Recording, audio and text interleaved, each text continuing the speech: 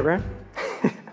Okay, the first thing I want to share was Charles Martinet and how he became the voice of Mario from like the Super Mario video games. Seems a little random, but there's a point to it. So the way he describes the story is about 25, 26 years ago, and he was just laying on a beach, just chilling on a beach, and his friend calls him and says, hey, there's this acting gig for a trade show in Las Vegas. You should go check it out. And he said, what? I'm a professional actor. You don't crash an audition. That's just something you don't do. What's the address?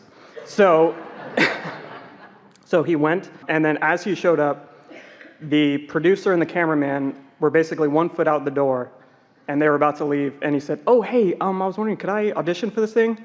And the producer looked at his watch. All right, come on, show me what you got. And then they went in, and then he did the audition, and he said, just keep talking, and when you stop talking, that's your audition. And so after about a half an hour, the producer said, stop talking, you're done. And so he said, thanks, we'll be in touch. And so he thought he didn't get the job. So then he was like, well, whatever, I'll just go back to the beach and just continue to relax. And it turns out that the producer only sent his audition to Japan for the voice of Mario. He didn't send anyone else. And 25 years later, and Mario is such an iconic character, I just thought that was fascinating. That we especially like the beach part. Yeah, I knew you would. Yeah, he was just chilling and relaxing, and his friend called him, so he didn't even have to try to find the job. Well, the receptive mode, that path of least resistance, there are no limitations to your inner being's ability to reach you wherever you are. Yeah. But the more relaxed you are, and the more not out of the receptive mode you are, then of course the more in the receptive mode you are. We don't have, the story says everything that we've been saying all day. It's good. Yeah, that's why I resonated with it, loved it. Okay, next thing. Yeah, he has a bag of tricks. They're not for kids. Okay, so for this, I feel the concept of letting go is an outdated concept. Like I kind of view it like technology, like the concept of letting go is like an 8-track or a VHS tape. And yeah, when there's much better things that could take its place. So is it okay if I read this? Certainly. Thank you. You're so nice. Okay. When trying to let go and you feel it's hard for you, all your focus is on letting go, letting go. I need to let go, I'm not letting go. I want this so bad, but I can't let go. I need to let go, but I'm not letting go. But how do I get what I want if I don't let it go? When focused on letting go, you can have your awareness on the lack of letting go. And so not only are you not letting go of the thing you want, which you don't need to, you only need to let go of your resistance you offer when thinking about what you want, you're also not letting go of the concept itself of letting go. You're holding on to the concept of letting go. Ironic. If you truly want to let go, stop focusing on letting go. It can be a lack-based concept. This is an inclusive universe, not exclusive. So instead of focusing on letting go, begin focusing on what you want to let in. Yeah. Again. Brilliant. Thank you. The reason letting go can feel like you're focused on the lack of what you want is because when you let go of something, you're at a loss. It doesn't feel like you get something good feeling in return. Did we offer the words let go today? What? Did we? We may have already moved on. Okay, sorry. Sorry. Can I at least read this one line? Yes, give it to us. Okay, this one line. Okay. So here's the thing. You aren't focused on letting go or losing something. You're focused on letting in and gaining something. And that shift in perspective makes all the difference. That's right. And that's the reason that we began talking about getting into the vortex. Yeah. Getting into the receptive mode. You're right. To give your attention to what it is you do want, and even more important, how you do want to feel. Yes. Yeah. Yes. No, I'll skip that. I'm not going to read this whole thing. I just want to read one line, and then I'll move on to the other thing. But this one thing, this is in relationship to step 5, which I think you'll appreciate. That step 1 is not a step back. So I think, yeah, I like that one. Clearly loved it as much as I did. Well, so we've been saying, and we agree with you again, Okay. Step 5 is not being mad at yourself for being in step 1, because step 1 is a necessary contrasting part of focusing. Yeah. Yeah. Are you just wanting us to use different words? No, just different ways of explaining the same thing. Okay. Yeah. You know, which is like love using different words. Yes. Exactly. Okay, and so for the last thing, I wanted to talk about step 6 in the introduction. Well, hopefully you figured out what it is, because we yes. don't have a clue. Yes. Well, in order to talk about step 6, you have to So talk about step 1 5. is Yeah. asking, because knowing what you don't want, knowing what you do want causes you to ask. Step 2 is not your work, source answers. That's what the vortex is. That's all that coming together. That's that building of all that momentum in the vortex. Step 3 is being in the receptive mode so that you can allow what you're asking for to come into your awareness. Step 4 is mastery, becoming master of step 3.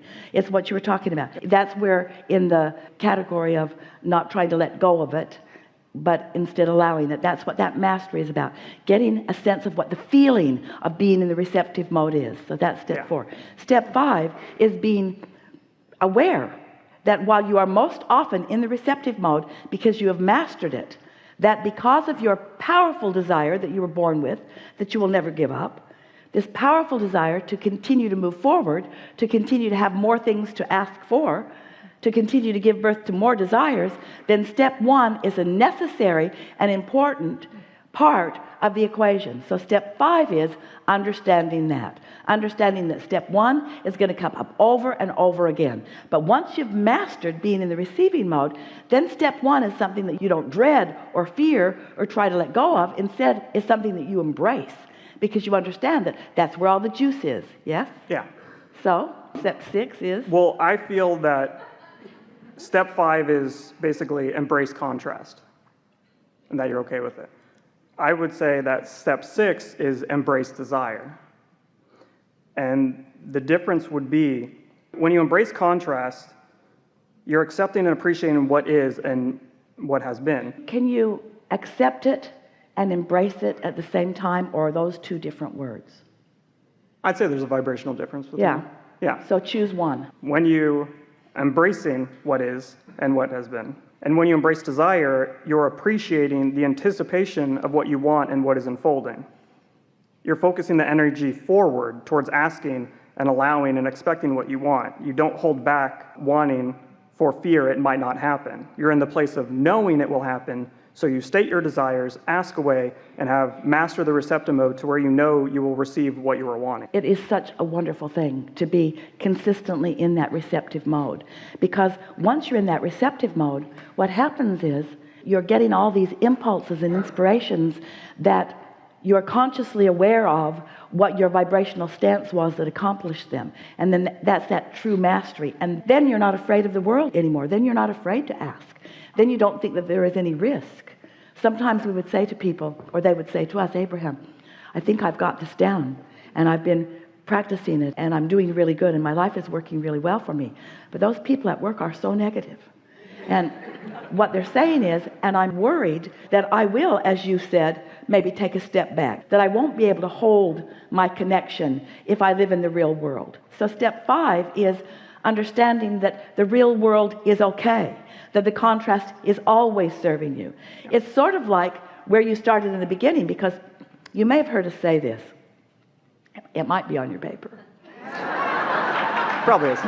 That you don't have to know anything about the law of attraction. You don't have to know anything about the laws of the universe. You could just be in this world being exposed to contrast, and you would naturally be giving birth to desires. Everyone is doing it. You cannot stop doing that.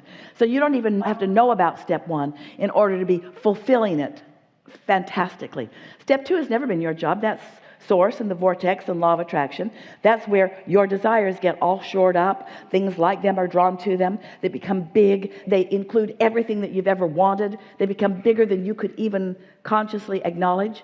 And then step 3 is, because you are on the beach, because you are chilled out, because you have let go, because you're not worrying about this or that or this or that, because you are in the receptive mode, and often accidentally, because you didn't do it on purpose. You just followed your natural instinct to want to feel good, and it feels good to feel good, and it feels good to go to the beach, and it feels good to be in the sand, and it feels good.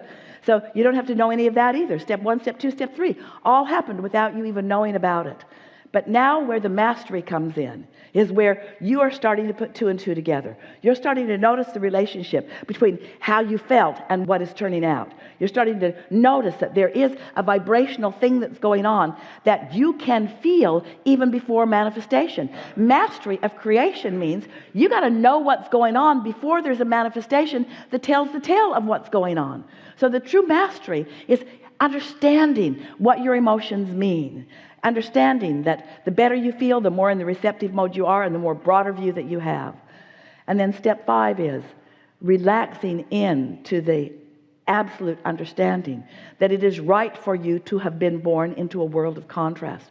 So many people, there have been hundreds of them that have sat in this chair before us, and their predominant question that they want to know about is, Abraham, if we were source energy, and if we were living happily ever after, and if we were pure positive energy, why would we ever come into a situation where contrast is thwarting us in the way that it is? And that's the part that step 5 really answers. You got to fall in love with step 1. You got to love yourself so much. You've got to feel your worthiness regardless of what's going on. You've got to not be so quick to judge yourself unworthy because of this consequence or this thing that is unfolding right now. That mastery of understanding.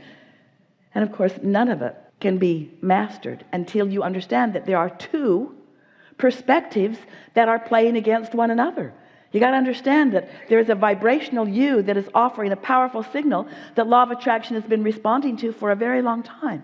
And understanding the power of that vortex then puts you in the position of not ever having to fear where you are, because the power of the vortex will always call you. It will always prevail. You will always fulfill your life's purpose. Even if you come into this body and live in misery and croak, once you reemerge into non-physical, you will understand you lived your life's purpose. Because you experienced and you ask, and now you are receiving. We just want you to be in the receiving mode. We want you to experience the conscious awareness of what's unfolding while you're still here in this physical body. Really good. Oh, I noticed for the Alaskan cruise, that especially Esther is very fond of, that if you take the word Alaskan and you break it up, it's all ask, N-A-N. So if you add a D, it could be all ask and it is given. So it could be the all ask and it is given cruise.